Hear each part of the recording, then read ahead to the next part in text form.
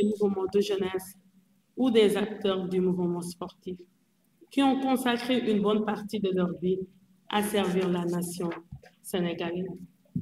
La trajectoire professionnelle d'un agent de l'État est empreinte d'un renoncement et du don de soi, de sollicitude et d'un inlassable dévouement au service de ses compatriotes.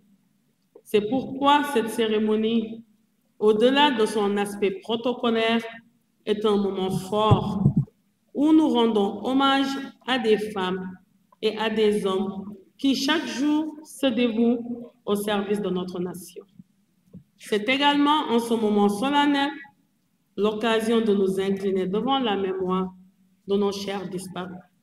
Que leurs familles trouvent en cette circonstance notre solidarité agissante devant la perte de ces personnes qui ont œuvré toute leur vie à servir leur pays, notre très chère nation, le Sénégal.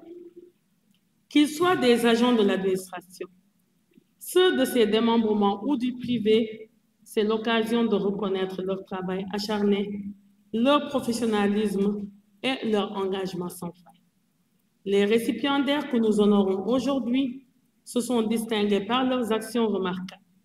Ils ont fait preuve d'un sens élevé des responsabilités, d'une grande créativité et d'une capacité à relever les défis les plus complexes. Leurs réalisations et leur parcours sont une source d'inspiration pour nous tous, mais aussi et surtout pour la jeunesse, les générations futures à venir. En effet, à l'heure où notre pays amorce son processus de transformation systémique adossé à la vision Sénégal 2050, le culte du travail, de la droiture, du sacrifice pour le bien commun sont autant de valeurs auxquelles le président de la République, son Excellence, M. Bassirou Diomaye Diakhar Faye, et son Premier ministre Ousmane Sonko accordent une importance capitale. Assurément, en nous invitant à une introspection collective et approfondie de nos comportements de tous les jours, au plan professionnel et social, les plus hautes autorités du pays nous donnent l'occasion de mesurer nos responsabilités individuelles dans le Sénégal souverain, juste et prospère que nous voulons bâtir pour les générations actuelles et futures. Revenons à nos chers récipiendaires.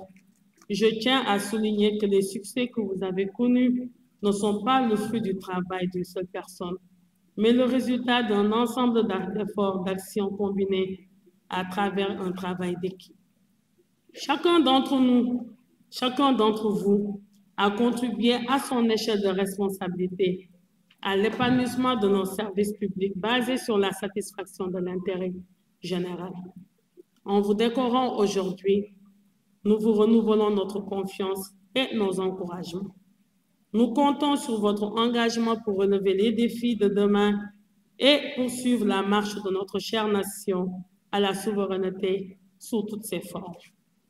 Par la même occasion, nous vous offrons un exemple aux jeunes qui viennent d'embrasser la carrière pour leur servir de modèle.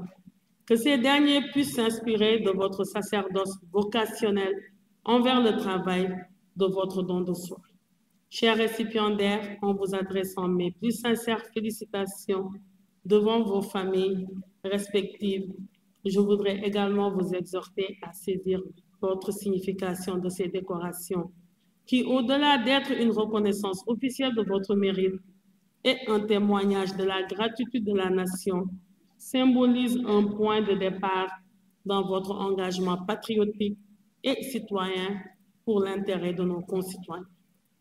Ensemble, travaillons à renforcer et à améliorer les services publics et à construire un avenir meilleur pour notre pays. Je remercie et je réitère mes sincères félicitations, mes sincères remerciements à l'endroit de l'ensemble des participants à cette cérémonie et souhaite à tous et à toutes une excellente année 2025. Merci beaucoup de votre